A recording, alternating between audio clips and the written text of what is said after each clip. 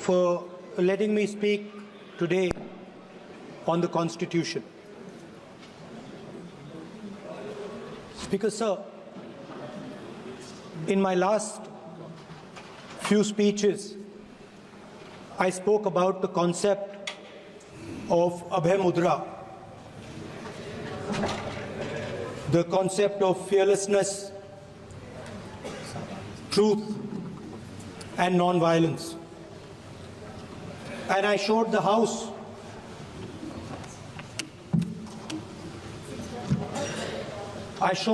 images of our different religions displaying this Abhay Mudra.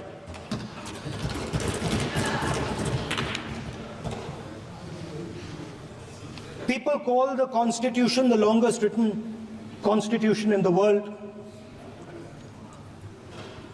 But the Constitution contains a set of ideas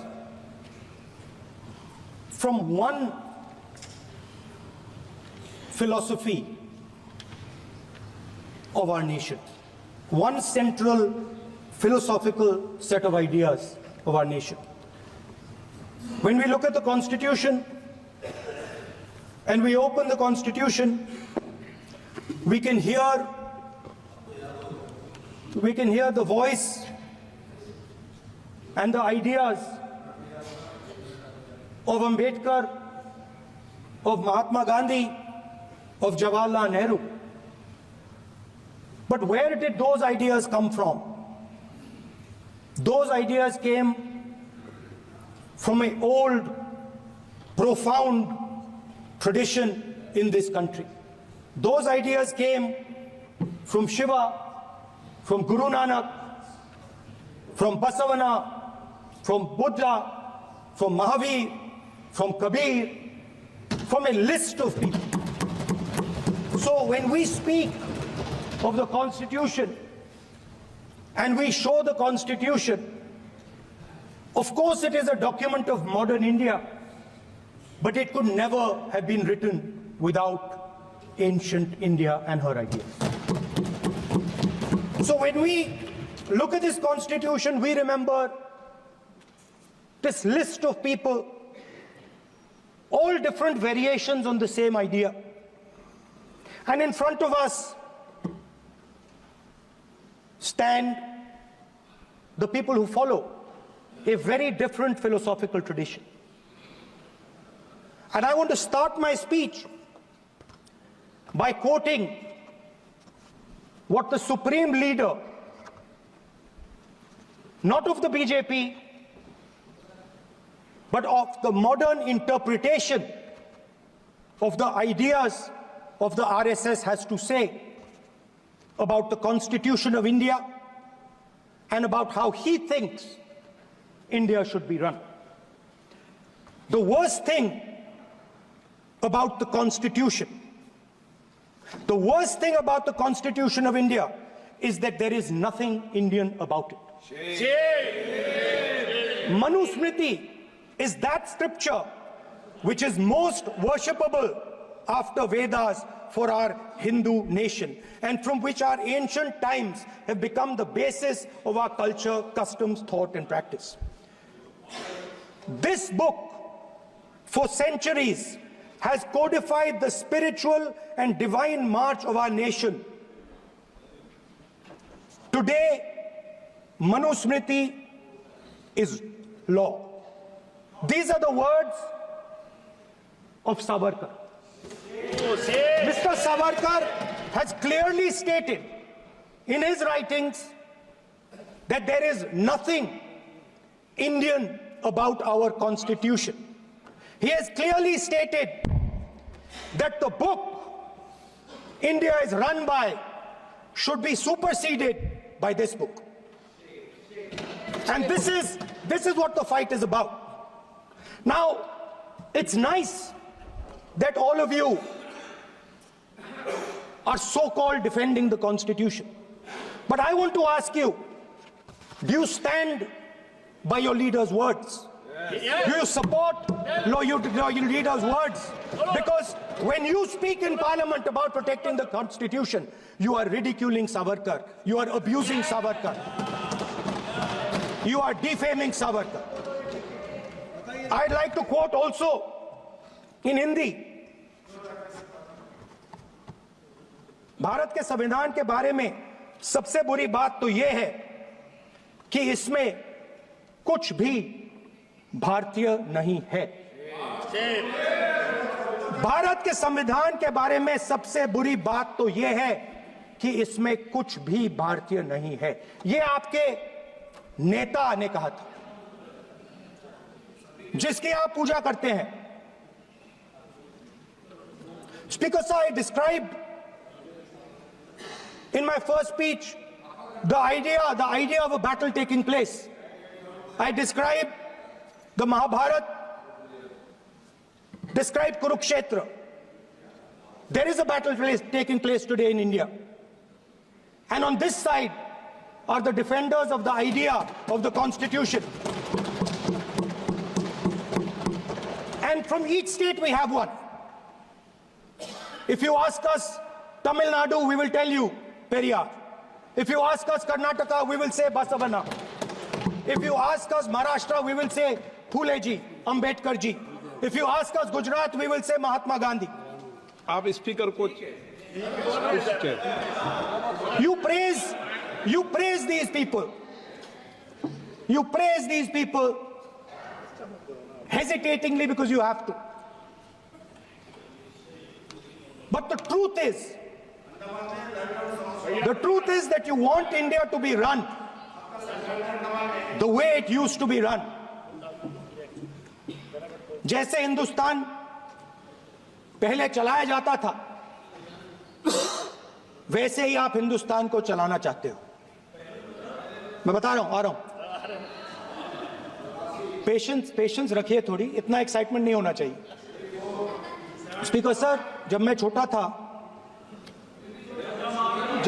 था दिल्ली में, speaker sir, Delhi के चारों ओर जंगल हुआ करता था। जो आज यहां रहते हैं उनको ताजुब होगा कि एम्स के बिल्कुल बगल में जंगल शुरू होता था। जहां रेलवे म्यूजियम है वहां पे जंगल शुरू होता था। वैसे ही जंगल में, दोनों नॉर्थ और साउथ, वैसे ही जंगल में हजारों साल पहले एक युवा, 6-7 साल का युवा, हर रोज सुबह उठ के 4 बजे उठ के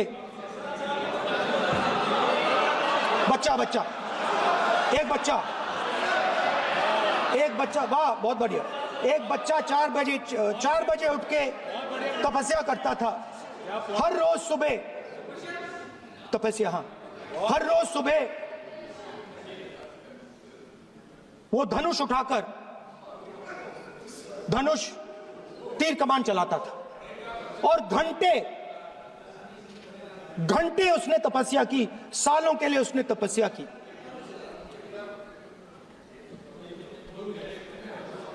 पास लोगों को पता लगने लगा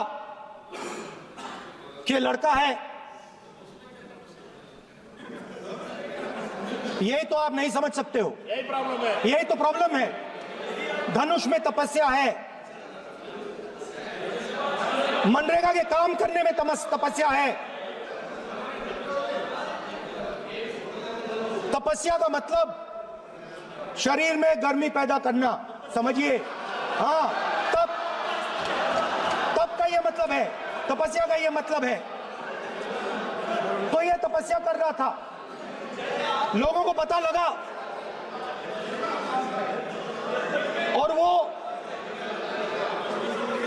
गुरु के पास गया।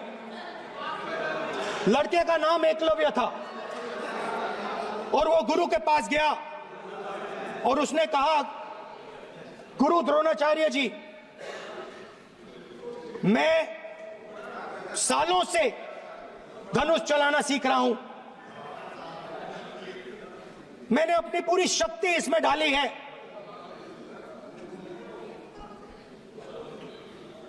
आप मेरी मदद कीजिए, आप मेरे गुरु बनिए। द्रोणाचार्य जी ने एकलव्य को कहा कि आप ऊंची जात के नहीं हो, आप ऊंची जात के नहीं हो, आप द्विजा नहीं हो, मैं आपका गुरु नहीं बनूंगा, यहां से तुम चले जाओ। और एकलव्य चला गया। फिर से एकलव्य ने तपस्या शुरू की, फिर से तपस्या शुरू की। कुछ साल बाद द्रोणाचार्य जी और पांडव उसी जंगल से निकले। एक कुत्ता भौंक रहा था, कहानी आपने सुनी है, सुना देता हूं। कुत्ता भौंक रहा था, अचानक कुत्ते की आवाज शांत हो गई। द्रोणाचार्य जी और पांडव पास गए और उन्होंने देखा कि तीरों के जाल में कुत्ता फंसा हुआ था। मुंह में तीर था एक, हाँ, मगर कुत्ता तीरों के जाल में फंसा था। एक तीर मुंह में थी, शांत था कुत्ता, मगर कुत्ते को चोट नहीं लगी। एकलव्य ने अहिंसा के साथ कुत्ते को शांत किया था। द्रोणाचार्य जी आते हैं और एकदम पूछते हैं, तुम्हें यह किसने सिखाया? एकलव्य जवाब देता है, द्रोणाचार्य जी, यह मैं सीखा हूं, मैंने तपस्या की है, घंटों मैंने प्रैक्टिस की है।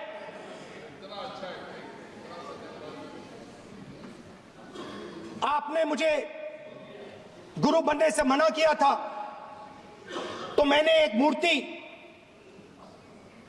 मट्टी की मूर्ति सामने रखी और मैंने प्रैक्टिस की और मैं सीखा। द्रोणाचार्य जी खुश नहीं हुए। द्रोणाचार्य जी ने एकदम कहा, तुम्हें मुझे गुरु दक्षिणा देनी है। नहीं नहीं, ये आपकी स्टोरी है, ये आपकी स्टोरी है। मेरी स्टोरी है कि द्रोणाचार्य ने पूछा।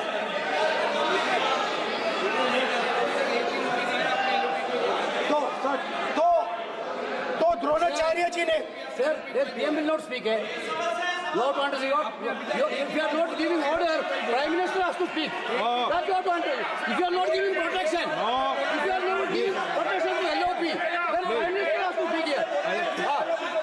I will tell you. We will be very clear. ठीक है सर। माननीय सदस्य, आपको मैंने कई बार कहा, आप धमकी शब्दों में मत बोला करिए। एक मिनट जाती। द्रोणाचार्य जी ने, कार्य मंत्री बोले, कितने डिस्टर्बेंस कर रहे थे। द्रोणाचार्य जी ने कहा कि मुझे आप गुरु दक्षिणा दीजिए। मेरी स्पीच ले ली आपने। तो द्रोणाचार्य जी ने उनसे कहा कि गुरु दक्षिणा के लिए मुझे तुम्हारा हुनर, तुम्हारा भविष्य, तुम्हारा अंगूठा चाहिए। और एकलव्य ने अंगूठा काट के द्रोणाचार्य को दे दिया।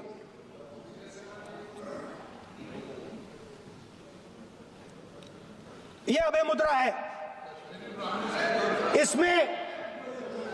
इसमें कॉन्फिडेंस, स्ट्रेंथ, निडरता कहां से आती है? हुनर से आती है, इस अंगूठे से आती है। ये लोग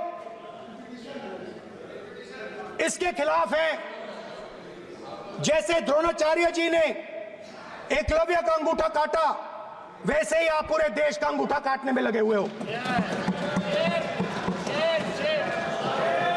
आप जैसे ही एकलव्य का, जैसे द्रोणाचार्य जी ने एकलव्य का अंगूठा काटा, वैसे ही आप हिंदुस्तान के युवाओं का, जैसे ही एकलव्य ने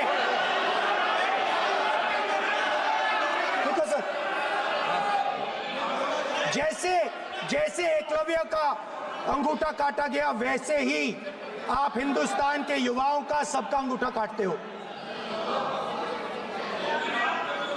जब आप अदानी जी को धारावी देते हो, तो आप धारावी के जो एंटरप्रेन्योर्स हैं, जो स्मॉल एंड मीडियम बिजनेसेस हैं, उनका आप अंगूठा काटते हो। जब आप हिंदुस्तान के पोर्ट्स, एयरपोर्ट्स, डिफेंस इंडस्ट्री, ये सब जब आप अदानी को देते हो,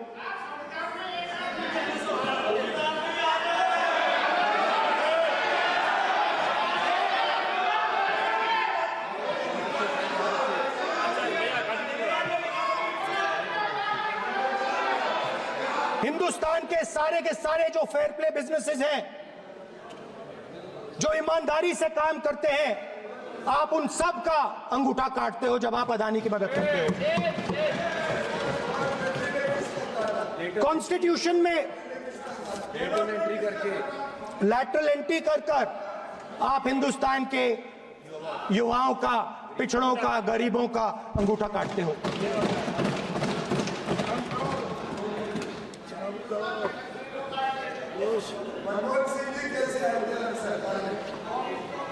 सर, स्पीकर सर, जैसे एकलव्य ने प्रैक्टिस की थी, वैसे ही हिंदुस्तान के युवा सुबह उठकर 4 बजे उठकर अलग अलग एग्जाम्स की तैयारी करते हैं।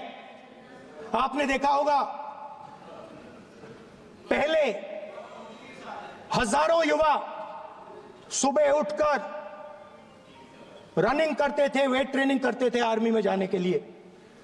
जब आपने अग्निवीर लागू किया तो आपने उन युवाओं की उंगली काटी। जब आप पेपर लीक कराते हो, 70 बार आपने पेपर लीक करवाया है, तब आप हिंदुस्तान के युवाओं के का अंगूठा काटते हो।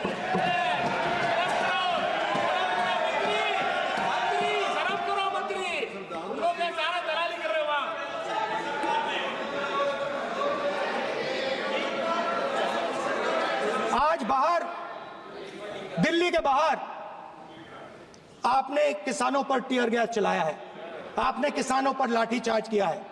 किसान आपसे एमएसपी मांगते हैं, सही दाम मांगते हैं, मगर आप अदानी को फायदा पहुंचाते हो, अंबानी को फायदा पहुंचाते हो और किसान का अंगूठा काटने का काम करते हो।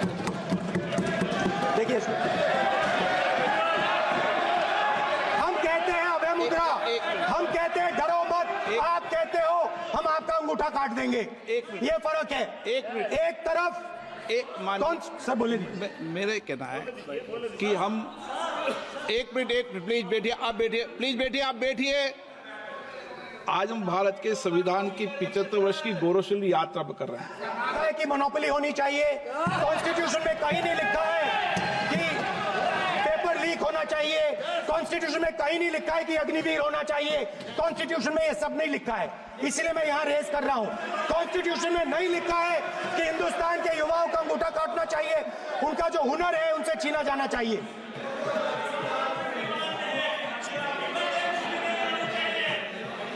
बैठे कर रहे हैं सर, 5 बजे अब भी बैठे करेंगे, अब कुछ नहीं बोलना है उसको। 5 बजे देखिएगा, 5 बजे देखिएगा क्या करते हैं। स्पीकर सर, मैं कुछ दिन पहले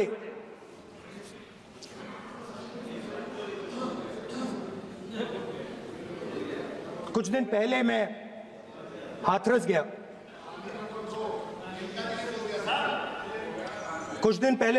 गया। हाथरस में 4 साल पहले एक लड़की का बलात्कार होता है। गैंग रेप होता है,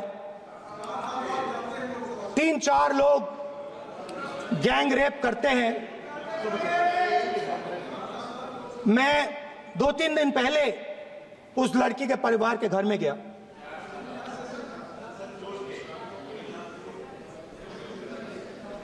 जिन्होंने गैंग रेप किया वो बाहर घूम रहे हैं,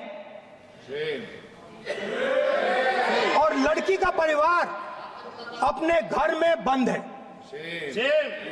लड़की का परिवार बाहर नहीं जा सकता है। जो अपराधी हैं वो उनको रोज धमकाते हैं और वो बाहर घूमते हैं।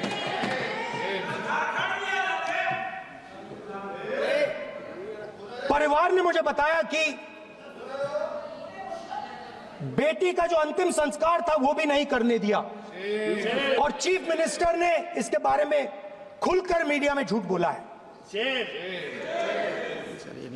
ये कॉन्स्टिट्यूशन में कहां लिखा है? ये कॉन्स्टिट्यूशन में कहां लिखा है कि जो बलात्कार करते हैं वो बाहर रहे और जिसका रेप हुआ है, जिसके परिवार, उस परिवार को बंद कर दिया जाए? कहां लिखा है कॉन्स्टिट्यूशन में? ये आपकी किताब में लिखा हुआ है, मनुस्मृति में लिखा है, मगर कॉन्स्टिट्यूशन में नहीं लिखा। और अगर आप कहते हो कि यूपी में आपका राज है और वहां पे कॉन्स्टिट्यूशन नहीं लागू होता है, वहां पे मनुस्मृति लागू हो रही है।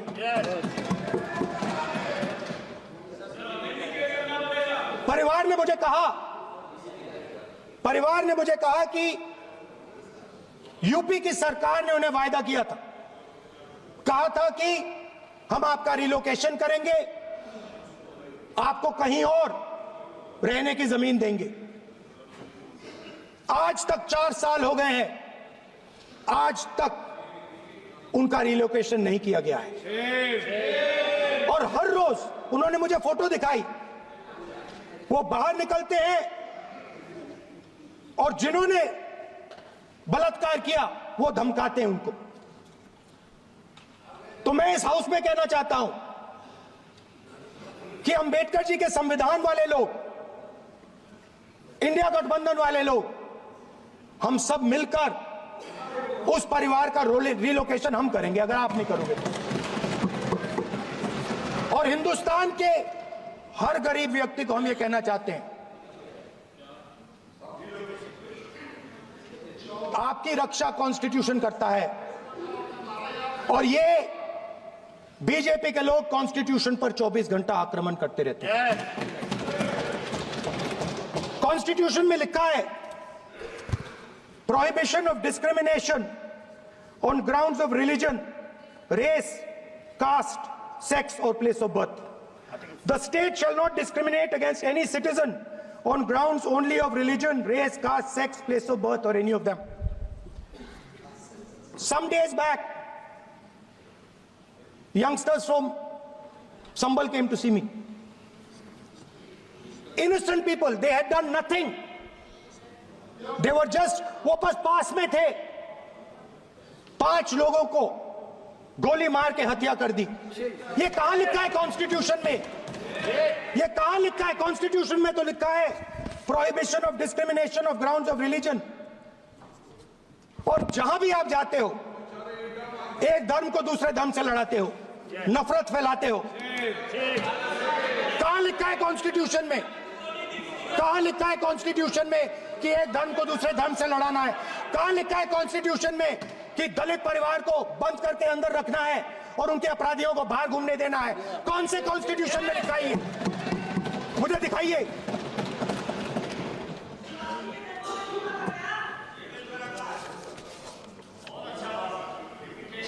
स्पीकर साहब, हमारी जो विचारधारा है, इंडिया गठबंधन की विचारधारा है, वो देश में कॉन्स्टिट्यूशन लाई है। हम सब मिलकर कॉन्स्टिट्यूशन की रक्षा करते हैं। अंबेडकर जी ने कहा था, if there is political equality but no social and economic equality, political equality will be destroyed. ये अंबेडकर जी के शब्द हैं और आज ये बात सबके सामने है। पॉलिटिकल इक्वालिटी जो थी वो खत्म हो गई है। हिंदुस्तान के सारे इंस्टीट्यूशंस कैप्चर कर लिए गए हैं। सोशल इक्वालिटी नहीं रही, फाइनेंशियल इकोनॉमिक इक्वालिटी नहीं रही। इसीलिए हमारा अगला कदम जाति जनगणना होगा। हम देश को दिखाना चाहते हैं कि आपने किन लोगों का और कहां कहां अंगूठा काटा है। हम दलितों को, आदिवासियों को, पिछड़ों को, किसानों को, मजदूरों को दिखाना चाहते हैं कि आपने किस किस का अंगूठा काटा है। इसलिए जो मैंने वायदा किया था, इसी हाउस में यहां हम कास्ट सेंसस लागू करेंगे और उसके बाद हिंदुस्तान में एक नए तरीके का विकास होगा, एक नई तरीके की राजनीति होगी। जो मैंने पहले कहा था, जो आपको अच्छा नहीं लगता है, 50% रिजर्वेशन, उस दीवार को हम यहां तोड़ेंगे। 50% रिजर्वेशन की दीवार और जाति जनगणना हम यहां करा के दिखाएंगे। आपको जो कहना है कर लो, कह लो। स्पीकर सर, बहुत बहुत धन्यवाद।